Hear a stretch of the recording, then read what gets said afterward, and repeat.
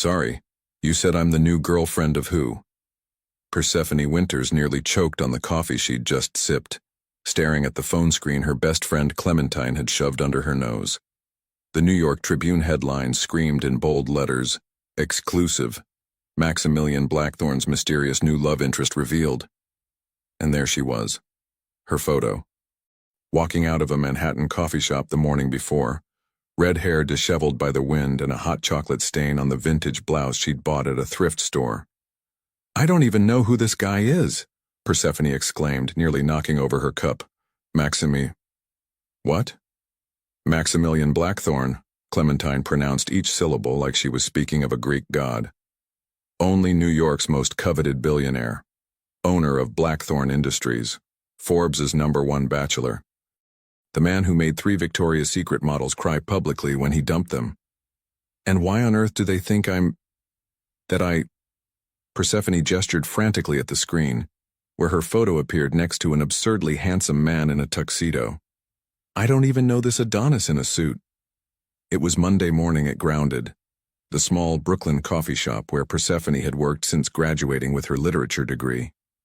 The aroma of freshly roasted coffee normally calmed her, but at that moment not even the scent of her favorite blueberry muffins could diminish the growing panic in her chest.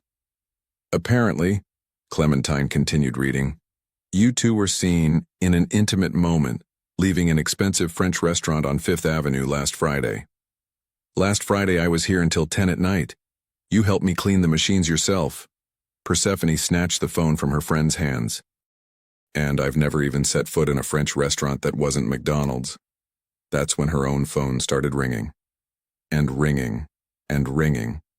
First it was her mother from Oregon. "Honey, why didn't you tell me about this billionaire boyfriend?" Then her younger sister. "Percy, you're on the cover of People. Literally on the cover." Next, 3 unknown numbers consecutively. Persephone hung up on all of them. "This has to be a mistake," she murmured, running her hands through her hair.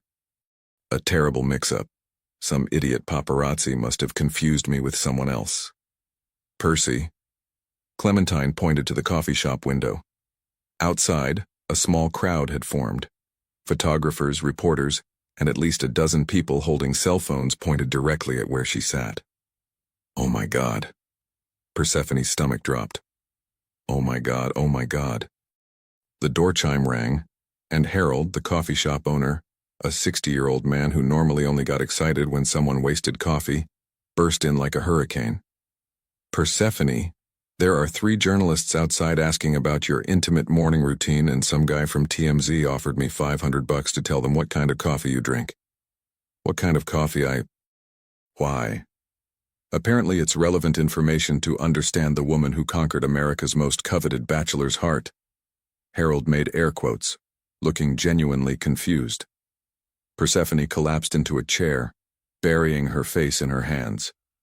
In 26 years of life, the most exciting thing that had ever happened to her was finding a Jane Austen first edition at a used bookstore for $5. And now, somehow impossibly, she was being labeled as the secret new girlfriend of a billionaire she didn't even know existed. "There's more," Clementine said softly, looking at her phone. "Entertainment Tonight is saying you two might be secretly engaged. And someone on Twitter is speculating about marriage." "Engaged?" Persephone screamed, making 3 customers turn to stare. "I don't even know the guy's full name." That's when the door opened again, more violently this time. A tall man with broad shoulders, perfectly styled dark hair, and an expression that could freeze hell itself, walked into the coffee shop like he owned the place. Maximilian Blackthorne in person. And he did not look happy at all. "You," he said, pointing directly at Persephone with an accusing finger, "need to come with me. Now." The silence that followed was so profound, you could hear the milk being steamed in the coffee machine. Everyone in the coffee shop, Harold, Clementine, the 3 customers, and even the lady who always complained that the sugar was too sweet, froze, looking alternately between Persephone and the man who seemed to have stepped straight out of a GQ magazine. Persephone blinked several times, trying to process what was happening. New York's most coveted billionaire was in her humble Brooklyn coffee shop, wearing a suit that probably cost more than her annual rent, demanding that she come with him. What? Was all she managed to articulate. We have a problem, Maximilian said, his deep voice carrying an authority he was clearly accustomed to not being questioned. A very big problem. And you, Miss Winters, Persephone Winters. She stood instinctively, still in complete shock. Miss Winters, you've managed to destroy my carefully constructed reputation in less than 12 hours. I destroyed your reputation? Persephone's voice went up an octave. You don't even know me. I didn't even know you existed until 15 minutes ago. Maximilian's eyes, which she now realized were an impossible shade of blue, narrowed slightly. Exactly the problem. And that's how Persephone Winters, a Brooklyn barista with a passion for old books and a tendency to spill coffee on her own clothes, discovered that her life had been turned completely upside down by a man she'd never seen before, but whom, apparently, the whole world thought was the love of her life. What she didn't know yet was that in a few weeks this absurd lie would become the truest thing that had ever happened to her. I'm not going anywhere with you, Persephone declared, crossing her arms defiantly. For all I know, you're some psychopath who saw the news and decided to pretend to be this Maximilian guy. Maximilian's perfectly sculpted eyebrow arched so high it could have reached orbit. You think I'm pretending to be myself? Prove it. Without missing a beat, he pulled out his phone, tapped the screen twice, and suddenly, every device in the coffee shop, Harold's ancient tablet by the register, Clementine's phone, even the customer's laptop, pinged simultaneously with a notification. Blackthorn Industries stock just moved 3 points because I sneezed in public, he said dryly. I literally have that much influence over the market. Satisfied? Persephone's mouth fell open. You can just do that? Accidentally, yes. Which brings us to our current catastrophe. He gestured toward the window where the crowd of photographers had doubled. My PR team is in full panic mode. My board is demanding explanations. And my grandmother, who controls 40% of company shares, is planning our engagement party. Engagement party? Persephone's voice cracked. She's already picked the flowers. Peonies, apparently, because they match your name. Maximilian ran a hand through his perfect hair, the first sign he was anything less than completely composed. Look, Miss Winters, I've built my entire career on being predictable, calculated, and completely in control. You've managed to destroy all 3 of those things by simply existing. Clementine, who had been watching this exchange like a tennis match, suddenly grabbed Persephone's arm. Percy, you should probably see this, she whispered, showing her phone. The headline made Persephone's knees wobble. Billionaire's mystery woman. From coffee shop to penthouse. The modern Cinderella story. Oh, come on, Persephone threw her hands up. Now I'm Cinderella? The article says you're refreshingly down to earth and exactly what Blackthorn needed to humanize his cold corporate image, Clementine read. Also, they're calling you the coffee shop princess. I'm going to be sick. You can be sick later, Maximilian interjected. Right now we need to fix this. My lawyers are already working on damage control, but the media won't let this die unless we give them what they want. Which is? A believable relationship. The words hung in the air like a bomb waiting to explode. Are you insane? Persephone stared at him. You want me to fake date you?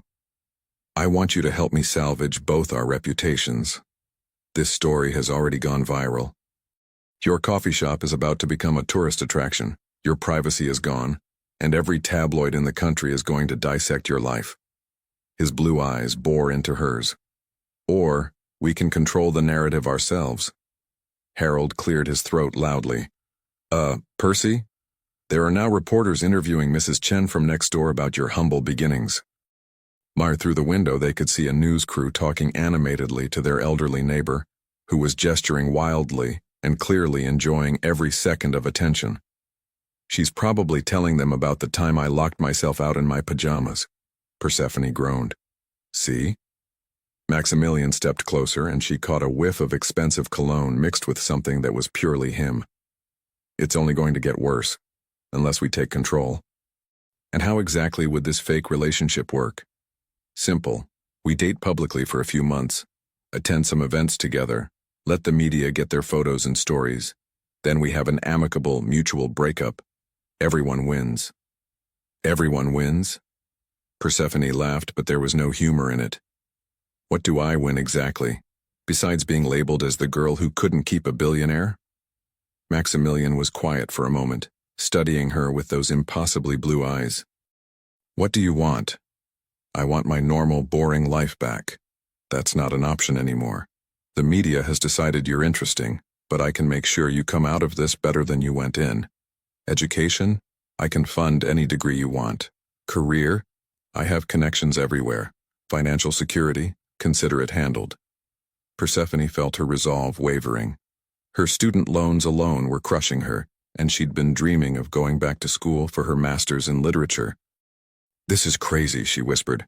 Crazy problems require crazy solutions. And what happens when people find out it's all fake? They won't.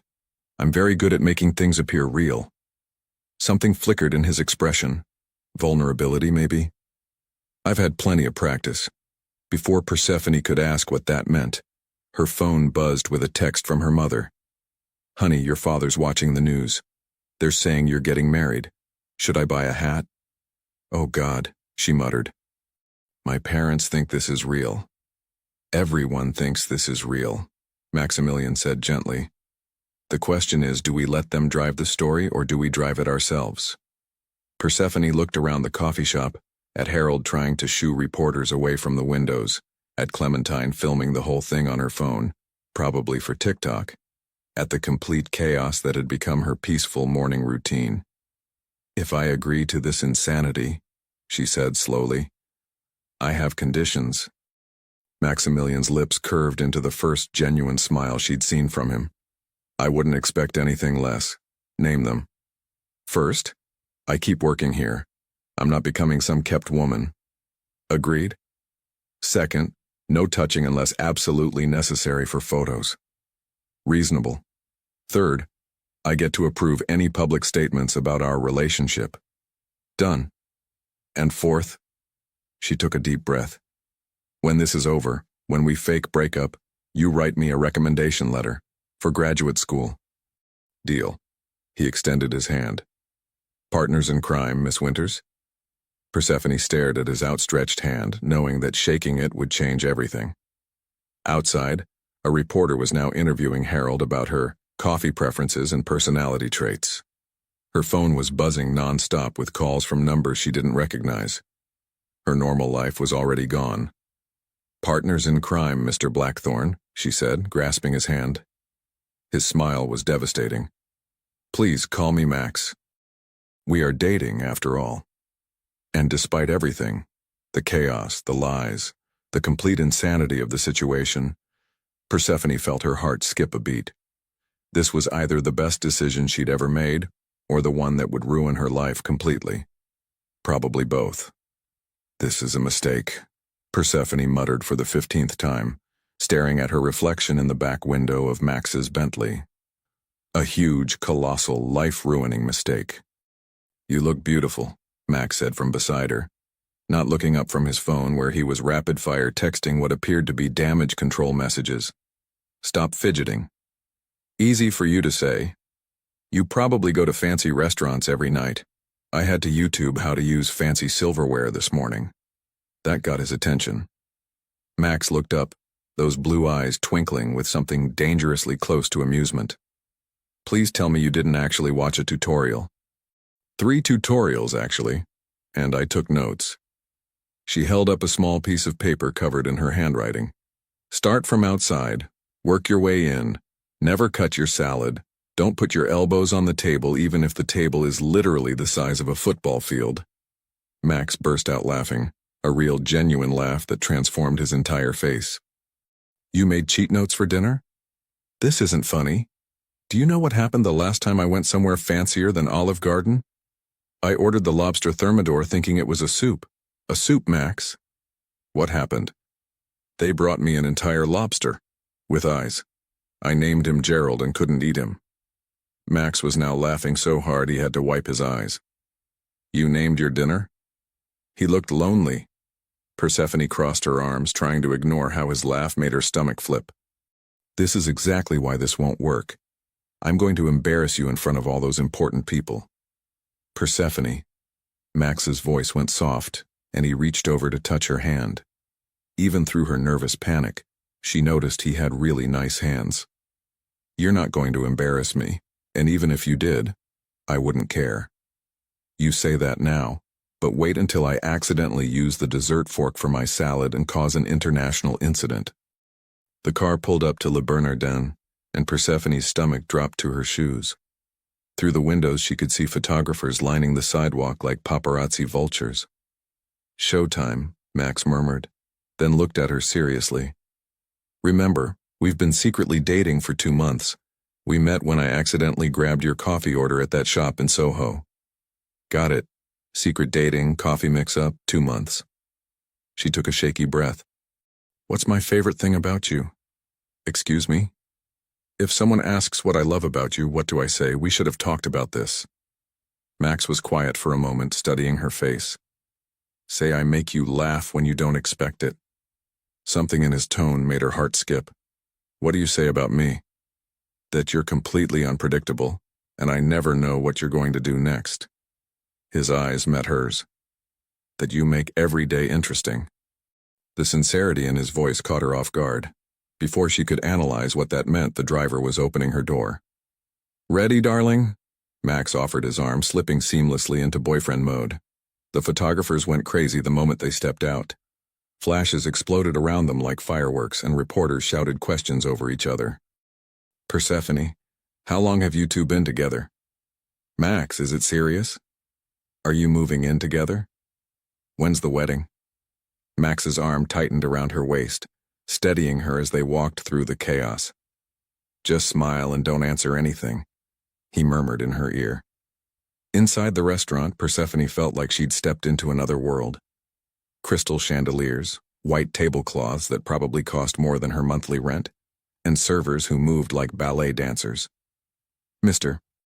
Blackthorne, so wonderful to see you again, the maitre d' practically genuflected. Your usual table? Please, Francois. They were led to a corner table with a perfect view of the city lights. Max pulled out her chair like a perfect gentleman, and Persephone tried not to think about how his hand brushed her shoulder as she sat. Okay, I have to ask, she said once they were alone. Do you really eat at places like this all the time? Unfortunately, yes. Business dinners, charity events, board meetings. He shrugged. It gets old. Gets old. Max, this menu doesn't have prices. When there are no prices, that means I can't afford it. Good thing you're not paying. The waiter appeared with wine that probably cost more than Persephone's car. The usual Montrachet, Mr. Blackthorne? Actually, Max glanced at Persephone. What would you like? She stared at the wine menu, panicking. Something. Whiny? The waiter's expression didn't change, bless him. Perhaps I could recommend something light and crisp? A Sancerre? That sounds perfect, Max said smoothly. Thank you, Jean-Claude. After the waiter left, Persephone slumped in her chair. I'm already failing at this. You're not failing. You're being yourself. Myself is a barista from Brooklyn who thinks whiny is a legitimate descriptor. And I'm a billionaire who hasn't had a real conversation with someone in 3 years. We're both learning here. Before she could ask what he meant by that, her phone buzzed with a text from Clementine. OMG, you're on Entertainment Tonight right now. They're calling it the dinner date that's breaking the internet. We're already on TV, she whispered, showing Max the message. That was fast even for them. He glanced around the restaurant, noting the other diners trying to subtly take photos. We should probably give them something to talk about. Like what? This. Max reached across the table and took her hand, intertwining their fingers. The gesture was simple, intimate, and sent electricity shooting up her arm. Is this part of the act? She asked softly. Max's thumb traced circles on her knuckles. What do you think? Their eyes met across the table, and for a moment Persephone forgot they were pretending. Forgot about the cameras, the reporters, the complete insanity of their situation. There was just Max looking at her like she was the only person in the room. Then her stomach growled, loudly. Max blinked, then started laughing again. Did you eat today? I was too nervous. I had 3 cups of coffee and a panic attack for breakfast. Jean-Claude, Max called the waiter over. We'll start with the oysters, the foie gras, and bring us some bread immediately. The lady is starving. Right away, sir. As the waiter hurried off, Max squeezed her hand. Better? You just ordered for me without asking what I wanted. Do you like oysters?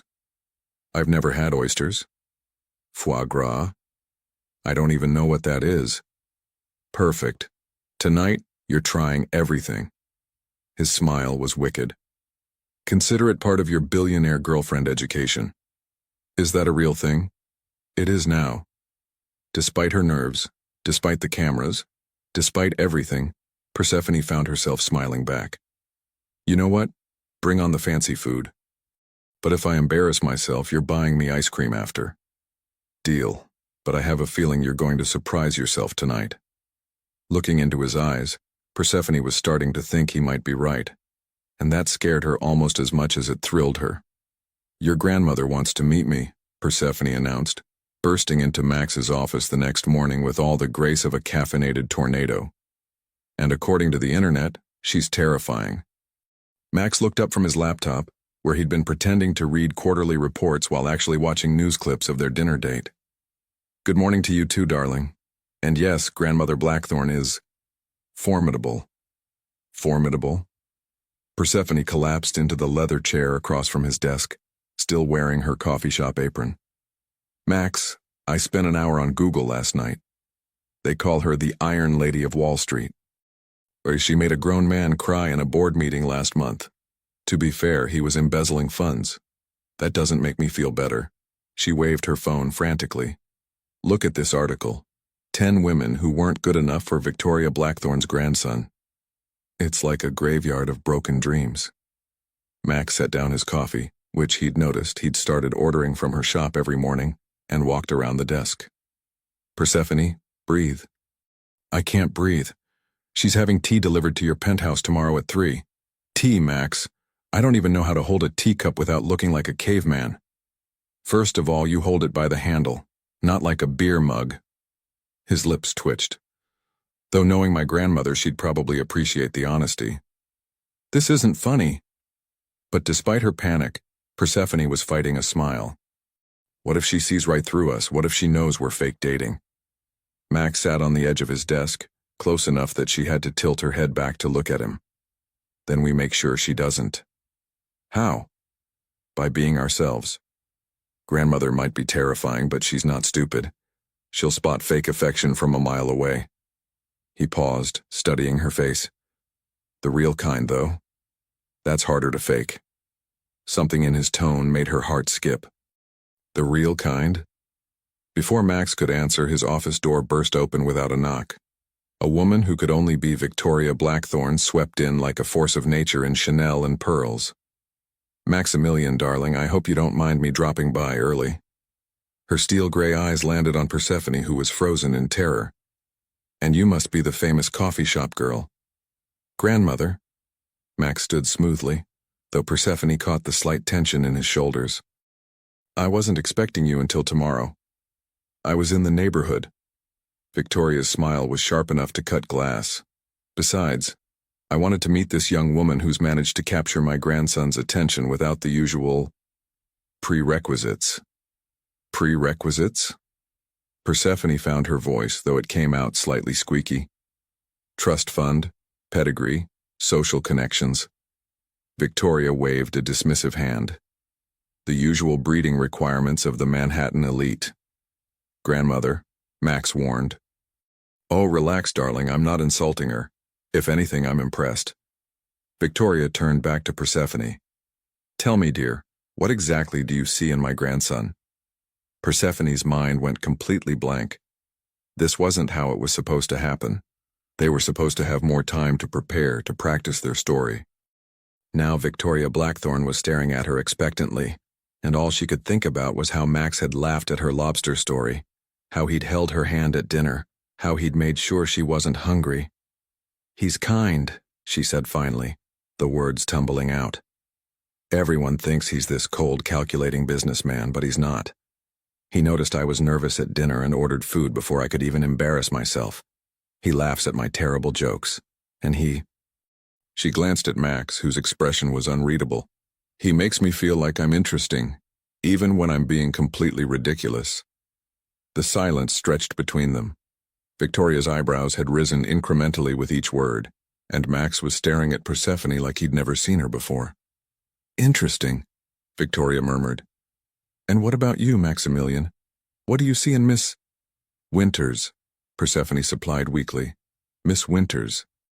Max straightened, and when he spoke, his voice was quieter than usual. "She's unexpected. I've spent my entire life around people who say exactly what they think I want to hear. Persephone says exactly what she's thinking, whether it's smart or not. She named her dinner Gerald and couldn't eat it because she thought it looked lonely." "I did not tell you about Gerald so you could use it against me," Persephone protested, but she was blushing. "She argues with me," Max continued, a smile tugging at his lips. "She makes me laugh. And she's the first person in years who looks at me and sees just me.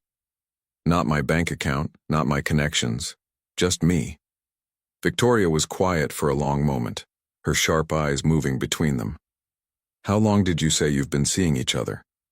2 months, they said in unison, then looked at each other in surprise at how naturally the lie had come. Victoria's expression was unreadable. "And where did you first kiss?" Persephone's eyes went wide. This definitely wasn't in their fake relationship prep notes.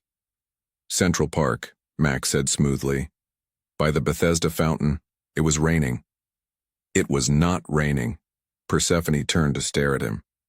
"It was snowing, lightly, like a Christmas movie." "Right, snowing. I meant snowing." Victoria's lips curved into what might have been a smile. "And who kissed whom first?" "I did," Persephone said quickly. At the same time, Max said, "I did." They stared at each other. "It was mutual," Persephone added weakly. "Very mutual," Max agreed. "Mutual kissing in the snow at Bethesda Fountain." Victoria nodded solemnly. "How romantic." The sarcasm in her voice was unmistakable, and Persephone wanted to disappear into the floor. They'd blown it. Completely, utterly blown it. But then Victoria laughed, a genuine, delighted sound that transformed her entire face. "Oh, you two are terrible liars," she said, settling into the chair next to Persephone's. "Absolutely terrible, but you're terrible together, which is rather charming." "Grandmother," Max started. "Oh, hush. I know fake dating when I see it. I've been watching you navigate society relationships for years, remember?" Victoria turned to Persephone. "The question is, dear, do you know what you've gotten yourself into?" Persephone looked at Max, who was running a hand through his hair in frustration. "Honestly, I have no idea. This whole thing started as a misunderstanding, and now I'm not sure what it is anymore." Victoria studied them both with sharp eyes. "Well, whatever it is, it's the most interesting thing Maximilian has done in years. And that restaurant performance last night was quite convincing. The hand-holding especially." "You watched the coverage?" Max asked. "Darling, I watch everything. It's how I've stayed alive in this business for 60 years. Victoria stood, smoothing down her skirt. "I'll see you both tomorrow for tea. 3 o'clock sharp. And Miss Winters?" "Yes, ma'am." "Wear something you feel comfortable in. Life's too short to be uncomfortable in your own clothes." Victoria paused at the door. "And try to keep my grandson guessing. He's been far too predictable lately." After she left, the office fell silent except for the city noise filtering through the windows. "Well," Persephone said finally, "that could have gone worse." "Could it have?" Max was still staring at the door. "She could have had us arrested for fraud?" Max turned to look at her, and there was something in his expression she couldn't quite read. "Persephone, what you said about me being kind, it was part of the act. she said quickly, though her cheeks were burning. Right. The act. He nodded slowly. Of course. But as they looked at each other across his office, both of them knew that somewhere along the way, the lines between acting and reality had started to blur. And neither of them was quite sure what to do about it.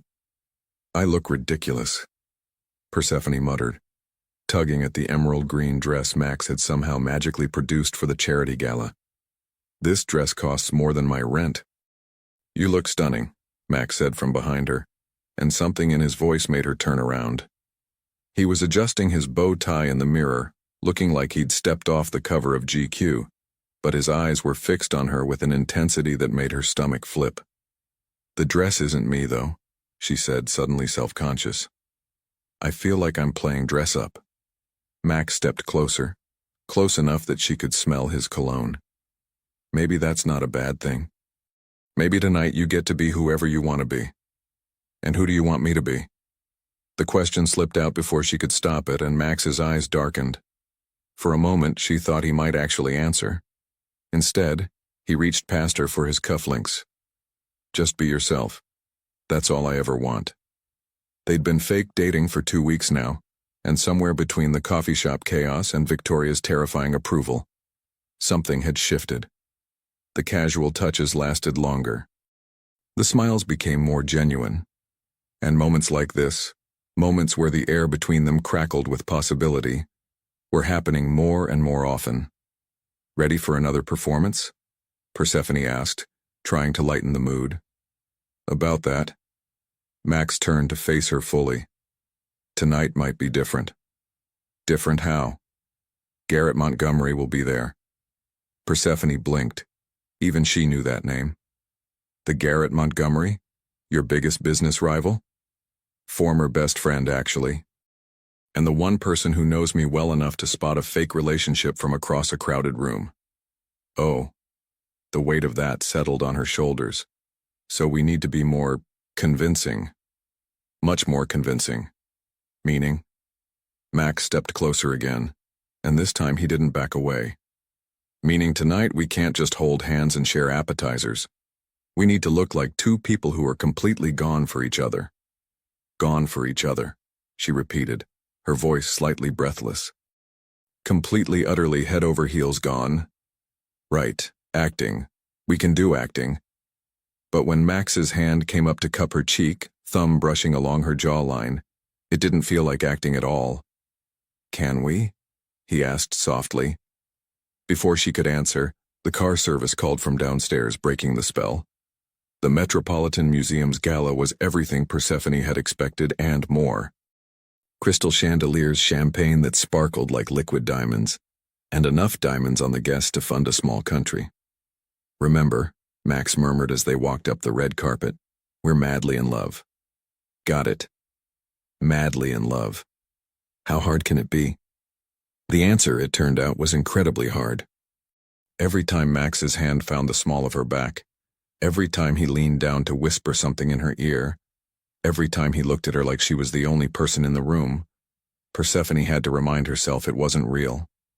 You're very good at this, she said during a lull in conversation, watching him charm a group of donors. Good at what? Making people believe we're together, making me believe it. Something flickered across his face. Persephone. Well. If it isn't New York's most surprising couple. They turned to find Garrett Montgomery approaching, all perfect teeth and predatory smile. He was handsome in that same polished way as Max, but where Max had warmth beneath the surface, Garrett felt cold all the way through. Garrett. Max's arm tightened around Persephone's waist. I was wondering when you'd make your appearance. I wouldn't miss the chance to meet the woman who finally tamed the untamable Max Blackthorne. Garrett's eyes assessed Persephone like she was a stock portfolio. Though I have to say, you're not his usual type. Lucky me, Persephone said sweetly. I'd hate to be predictable. Indeed. Tell me, how exactly does a coffee shop girl end up with Manhattan royalty? The question was clearly designed to rattle her, but before Persephone could answer, Max stepped slightly in front of her. She doesn't have to explain herself to you, Garrett. Oh, come now. We're all friends here. Garrett's smile sharpened. I'm just curious about the timeline. You were photographed with Vivian Hartford just last month. Persephone felt Max tense beside her. This was new information, and clearly meant to drive a wedge between them. That was business, Max said evenly. Business that looked quite intimate in the photos. Tell me, Miss Winters, how do you feel about dating a man who was kissing another woman 4 weeks ago? The question hit like a slap. Persephone's rational mind knew this was all fake, that Max could have kissed whoever he wanted because they weren't really together. But something deeper, something she didn't want to examine too closely, twisted painfully in her chest. I feel like it's none of your business, she said, but her voice wasn't quite steady. Garrett's smile was triumphant. Of course. Well, I should let you two get back to your romance. Max, we should catch up soon. I'm sure you have so much to tell me. After he walked away, the silence between Max and Persephone stretched uncomfortably. That was about the Henderson Industries merger, Max said quietly. The photos were... You don't owe me an explanation, Persephone interrupted. This isn't real, remember? But even as she said it, she realized how much she wished it were. Max stared at her for a long moment. Persephone, I need some air, she said quickly, heading for the museum's terrace. Outside, the cool night air helped clear her head. This was the problem with fake dating someone like Max. It was too easy to forget that his protective gestures, his tender looks, his way of making her feel like the most important person in the room, none of it was real. Hiding from me? Max's voice came from behind her. She didn't turn around. Just needed a minute. That was a setup. Garrett wanted to rattle us and he succeeded. Did he? I thought we handled it pretty well. Max moved to stand beside her at the railing. You're upset. I'm not upset, I'm confused. She finally looked at him. This is fake, right? This whole thing between us? Because sometimes it feels so real that I forget we're just acting. Max was quiet for so long she thought he wasn't going to answer. When he did speak, his voice was barely above a whisper. I forget too. The confession hung between them like a live wire. Persephone turned to face him fully, and found him watching her with an expression that made her heart race. Max, I know this started as a business arrangement. I know you agreed to help me fix a PR disaster. He stepped closer, close enough that she could see the flecks of gold in his blue eyes. But somewhere along the way, this stopped being fake for me. What are you saying? I'm saying that when Garrett implied I was with someone else, I wanted to hit him. I'm saying that watching you laugh at my grandmother's terrible tea etiquette stories last week was the highlight of my month. I'm saying that this terrifies me because I don't do real feelings, Persephone.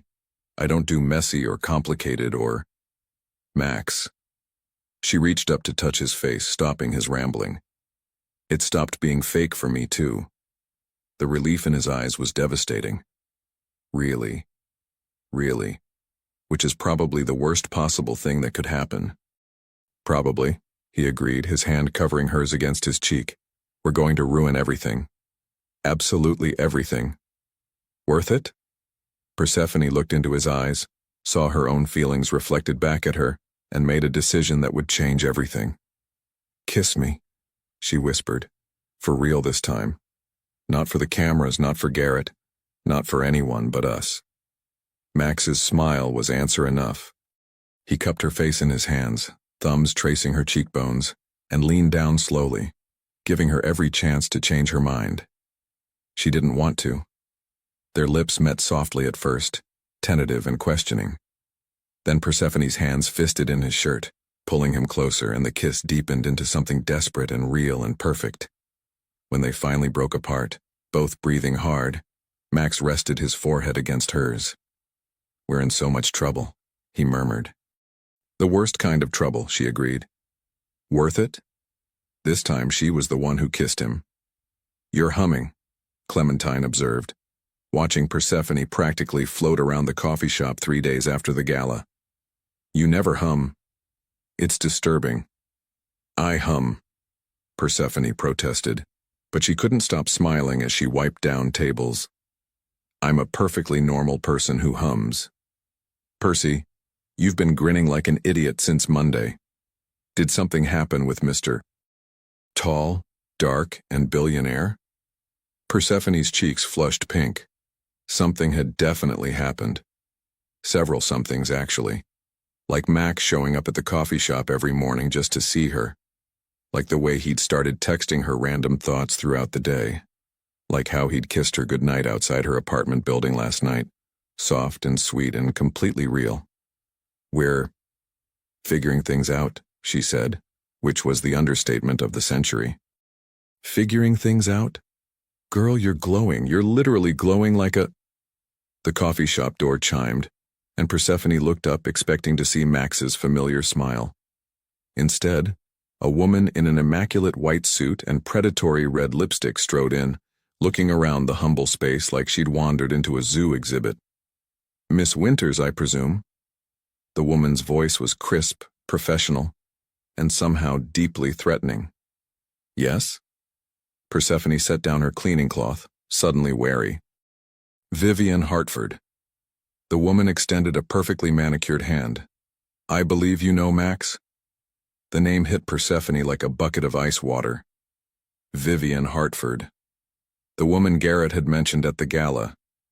The one Max had been photographed with just weeks before their fake relationship began. Oh. Persephone managed, accepting the handshake that felt more like a business transaction. Nice to meet you. I'm sure it is. Vivian's smile was sharp enough to cut glass. I was hoping we could have a little chat, woman to woman. Clementine, who had been shamelessly eavesdropping, suddenly found urgent business in the stockroom. Traitor. What can I do for you? Persephone asked, though every instinct was screaming at her to run. You can stop playing games with my fiancé. The words hit like a physical blow. You're... What? Oh, he hasn't told you? Vivian's eyebrows rose in mock surprise. How interesting. Yes, Max and I have been engaged for 3 months now. Privately, of course, bad for his bachelor image. Persephone felt the world tilt sideways. That's impossible. He and I have been putting on quite the show, yes. Very convincing. Vivian examined her nails with studied casualness. The Henderson Industries merger required a certain image management. You've played your part beautifully. I don't understand. The coffee shop girl romance was perfect PR. It humanized him, made him seem approachable for the merger negotiations. But now that the deal is signed, Vivian shrugged elegantly. Your services are no longer required. You're lying. But even as Persephone said it, doubt was creeping in. The convenient timing of their meeting, the way Max had been so smooth with their fake relationship story, the fact that he'd never actually said he loved her, even when things got real between them. Am I? Vivian pulled out her phone, swiping to a photo. This was taken last Tuesday.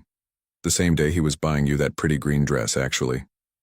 The image showed Max and Vivian at what looked like an intimate dinner, his hand covering hers across a candlelit table. They looked comfortable, familiar, like a couple. He was helping me pick out the ring, Vivian continued, sliding the phone back into her purse. For when we announce after the merger publicity dies down. Persephone's legs felt unsteady. Why are you telling me this? Because despite what you might think, I'm not cruel.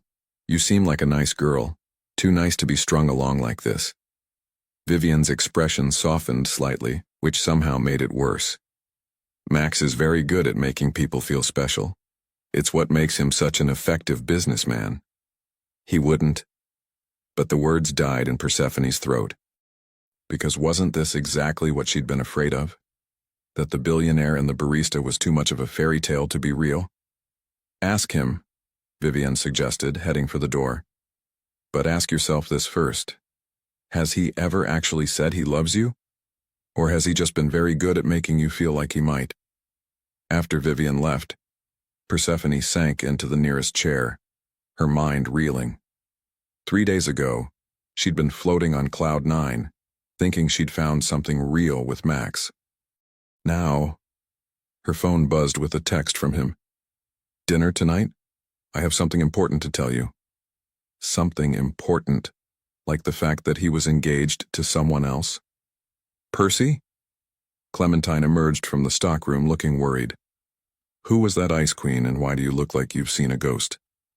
"I need to go," Persephone said numbly, grabbing her purse. "Can you close up?" "Percy, wait." But Persephone was already gone, walking blindly through Brooklyn streets as her perfect fantasy crumbled around her. By the time she reached Max's office building, she'd worked herself into a state of righteous fury. How dare he make her believe this was real? How dare he make her fall for him when it was all just another business deal? She stormed past his surprised secretary and burst into his office without knocking. "We need to talk," she announced. Max looked up from his desk, his face lighting up at the sight of her. "Persephone. Perfect timing. I was just... Are you engaged to Vivian Hartford?" The question stopped him cold. The happiness drained from his expression, replaced by something that looked like panic. "What?" "It's a simple question, Max. Are you engaged?" "Persephone, let me explain." "Oh my God." The confirmation was written all over his face. "Oh my God, you are. You're actually engaged to her." "It's not what you think, what I think." Persephone laughed, but there was no humor in it. "What I think is that I'm an idiot. What I think is that Vivian was right. You never actually said you loved me, did you?" "Persephone, please. Answer the question. Did you ever tell me you loved me?" Max ran a hand through his hair, looking desperate. "No, but nothing." The hurt was so sharp it was hard to breathe. This was all fake. All of it. Even the parts I thought were real. "That's not true. Isn't it?" Persephone stepped closer and Max flinched at the pain in her eyes. "Tell me the truth, Max. Right now. Was any of this real for you, or was I just another business transaction?" The silence stretched between them, and in that pause, Persephone got her answer. "I thought so," she whispered. "You know what the worst part is? I actually believed you cared about me. I believed that someone like you could fall for someone like me. I do care about you." "Stop." She held up a hand, backing toward the door. "Just stop, we're done. Whatever this was, it's over." "Persephone, wait." "No." She turned back to face him one last time. "I hope she's worth it, Max. I hope your merger and your perfect society fiancé and your carefully constructed life make you very happy." She walked out without looking back, leaving Max standing alone in his office, realizing too late that he'd just lost the only real thing in his life. Outside on the street, Persephone finally let the tears fall. Because despite everything, despite the lies and the hurt, and the complete humiliation, part of her had been hoping he would deny it all. Part of her had been hoping he would choose her. But fairy tales, as she should have known, were just stories, and girls like her didn't get happy endings with billionaires. Not in real life. Max stood outside Grounded Coffee for the 5th day in a row, watching through the window as Persephone pointedly ignored his existence. She'd perfected the art of looking right through him, as if he were nothing more than a particularly persistent piece of street furniture. "You know," Harold said, stepping out with a trash bag, "she's been crying in the stockroom every morning. Breaks my heart." "She won't talk to me," Max said miserably. "She won't even look at me. Can't say I blame her. That fancy lady who came by, the one with the shark smile, she did a number on our Percy." Max's hands clenched into fists. Vivian had ambushed Persephone, told her their carefully constructed lies, and destroyed everything beautiful that had been growing between them. And he'd been too shocked, too panicked to explain properly. "Harold, I need your help." The older man studied him with shrewd eyes.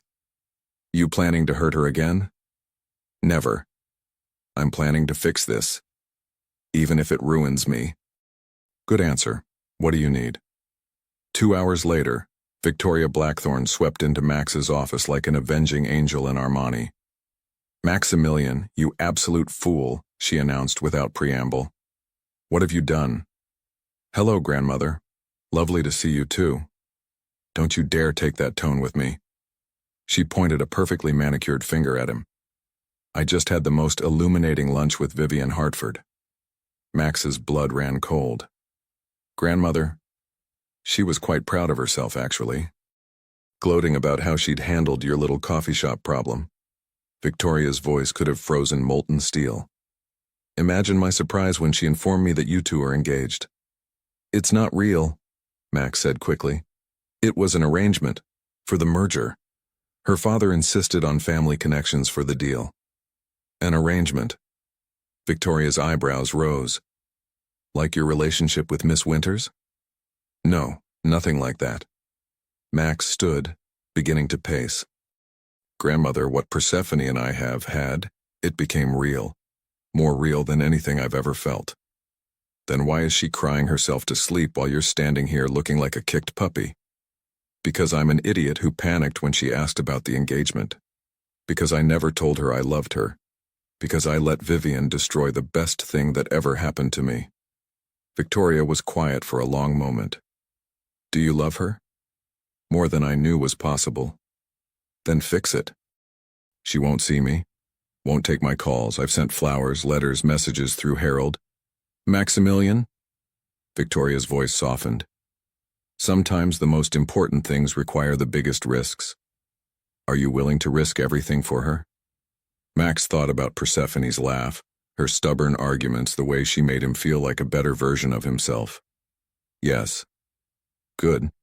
Then let's give New York something to talk about. That evening, Persephone was closing the coffee shop when Harold mysteriously insisted she needed to check the storage room. When she emerged 10 minutes later, the entire shop had been transformed. Fairy lights twinkled from every surface. Hundreds of white roses filled the space, and in the center of it all stood Max, looking nervous and hopeful and completely out of place in his perfect suit among the humble coffee shop furniture. What is this? She whispered. An apology, a confession, a desperate attempt to prove that what we had was real. Max stepped closer and she could see he'd been losing sleep. Persephone, I never told you about Vivian because it was never real. It was a business arrangement, a fake engagement to secure a merger. Another fake relationship? The hurt in her voice made him flinch. How convenient. Yes, fake. Completely fake. But what you and I had? That was the realest thing in my life. He pulled out a folded paper from his jacket. This is the contract I signed with her father. Take it, read it. It's all business terms and publicity requirements. Persephone took the paper with shaking hands, scanning the legal language that confirmed everything he was saying. The difference, Max continued, is that with Vivian I never forgot it was fake. With you I forgot we were supposed to be pretending. I forgot because being with you didn't feel like acting. It felt like coming home. Tears were sliding down Persephone's cheeks. Why didn't you tell me? Because I was terrified. Because I've spent my whole life in fake relationships, fake friendships, fake everything. And then you walked into my world with your terrible coffee stains and your complete honesty, and suddenly I wanted something real so badly it scared me. Max, I love you. The words came out in a rush. I love how you argue with me about everything. I love that you named your dinner Gerald. I love that you took notes on how to hold a teacup because you wanted to make a good impression on my grandmother. I love that you see me, really see me, not my bank account or my connections, just me. You love me? Her voice was barely a whisper. Desperately, completely, so much that I called off the merger deal this morning. Persephone's eyes went wide. You what? I terminated the engagement contract with Vivian, walked away from $100 million deal. My board is furious, the press is going crazy, and my stock price is probably tanking as we speak. Max stepped closer, close enough to touch her if she'd let him. But I don't care, because none of it matters without you. Max, you can't just, I can, I did, because you're worth more than any business deal. You're worth everything. He reached into his other pocket and pulled out a small velvet box. I know this is crazy. I know we've only known each other for a month. But Persephone Winters, will you please for real this time be mine? Are you proposing to me in a coffee shop? I'm proposing to you in the place where my life actually started. Before you, I was just going through the motions. You made everything real. Persephone stared at the ring box, then at Max's hopeful, terrified face. You gave up $100 million for me? I'd give up everything for you. You're insane. Completely insane. Is that a yes? Instead of answering, Persephone launched herself into his arms, kissing him with everything she had. He spun her around among the roses and fairy lights, both of them laughing and crying and holding on like they'd never let go. Is that a yes? He asked again when they finally broke apart. That's a yes, you ridiculous, wonderful, impossible man. As Max slipped the ring onto her finger, Persephone realized that sometimes the best fairy tales weren't the ones that started with "once upon a time." Sometimes they were the ones that started with a mistaken news story and ended with a love so real, it changed everything. One more thing, Max murmured against her hair. My grandmother helped plan this. She says if we don't invite her to the wedding, she'll buy every coffee shop in Brooklyn just to spite us. I love your grandmother. She loves you too. Says you're the best thing that ever happened to this family. She's right, Persephone said, kissing him again. I am. And as fairy lights twinkled around them and the whole city of New York buzzed with news of the billionaire who gave up everything for love, Persephone Winters finally got her happy ending. The real kind. The kind worth waiting for. 6 months later, I can't believe you're making me wear a tuxedo to a coffee shop, Garrett Montgomery complained, adjusting his bow tie as he stepped out of the Bentley. I can't believe you're still talking, Max replied cheerfully, straightening his own jacket. You're lucky Persephone insisted we invite you. She has excellent taste in people, Victoria added, emerging from the car in a stunning navy gown that probably cost more than most people's cars.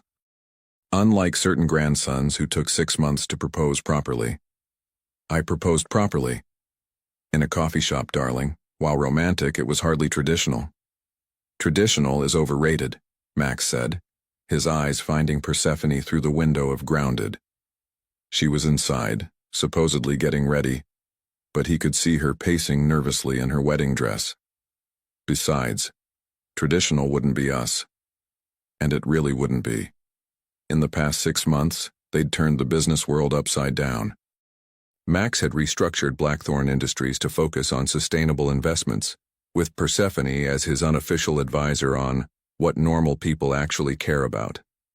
She'd finished her master's degree in literature, while somehow managing to become New York's most beloved philanthropist.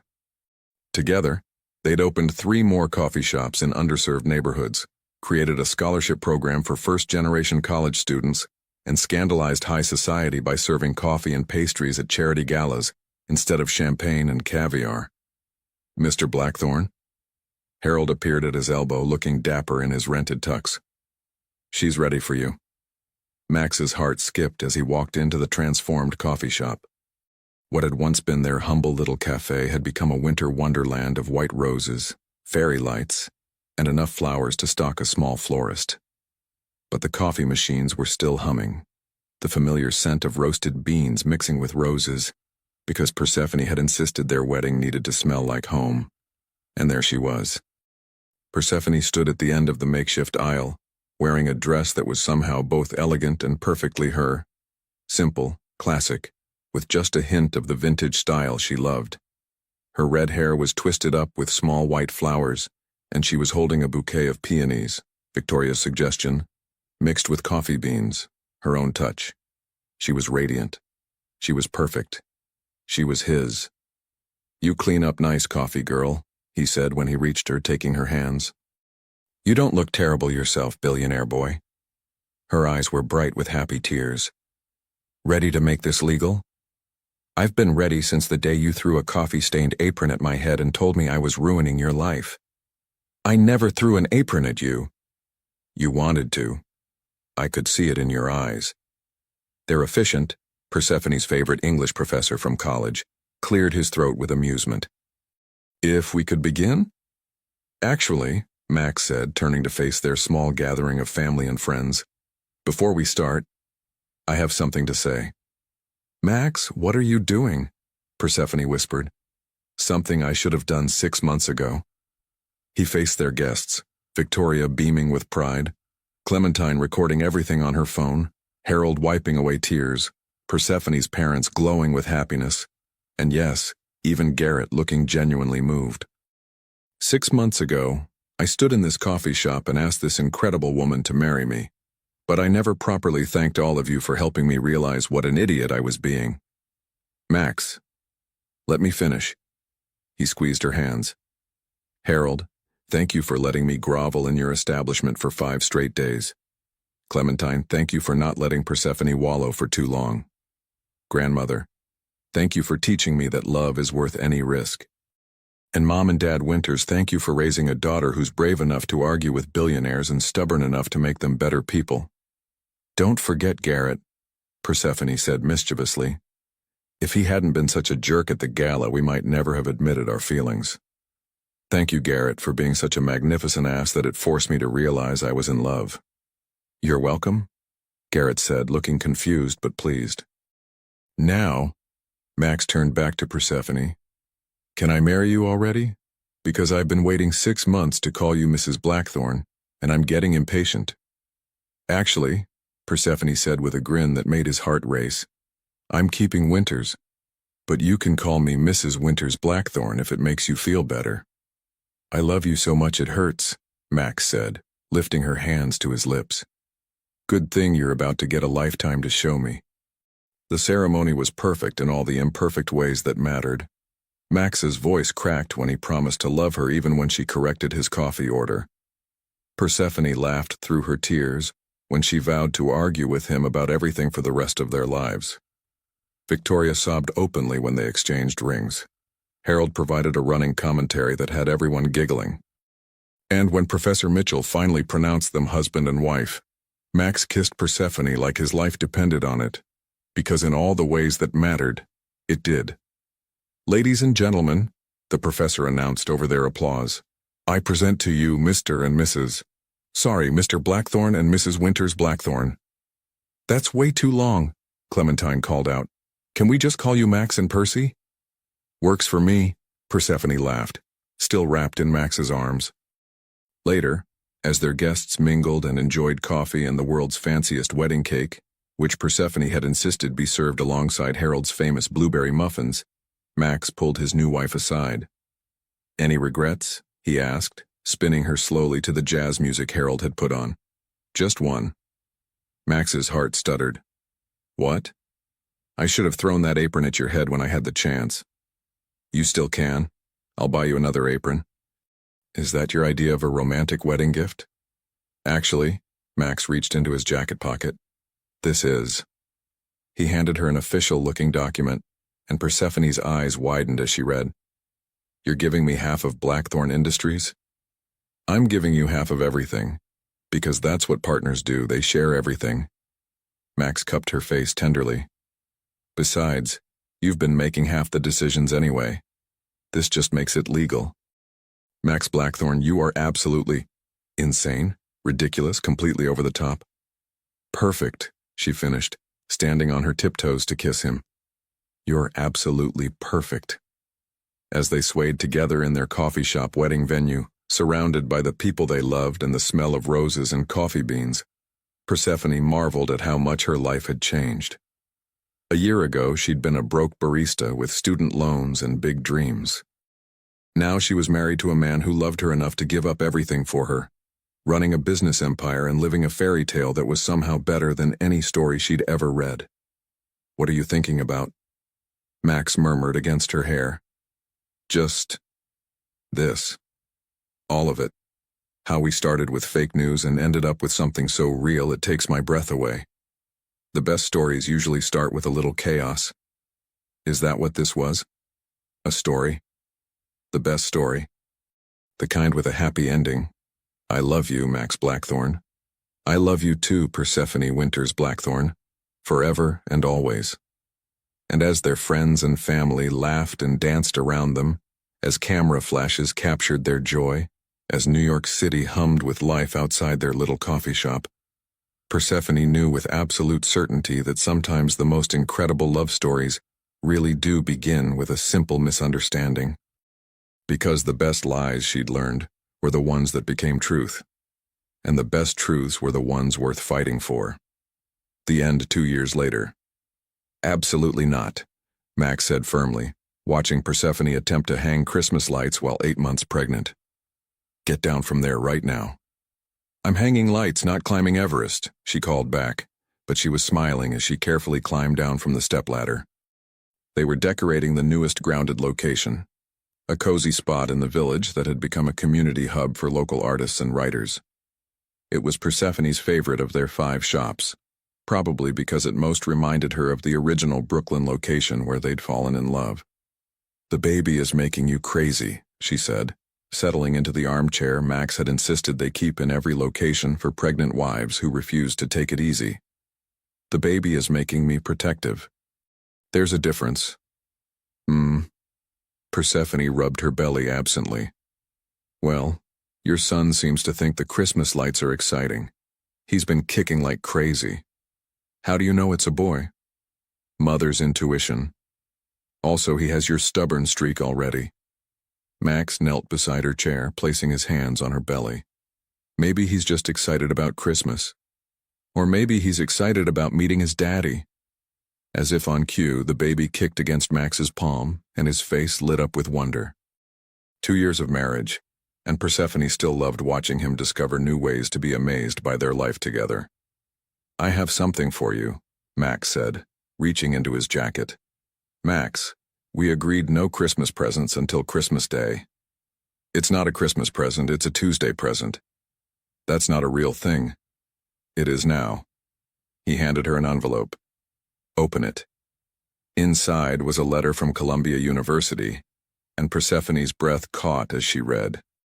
They want me to teach a class on modern literature and social impact. Adjunct professor, 1 class a semester, your choice of schedule. I may have made a generous donation to their new community outreach program. Max.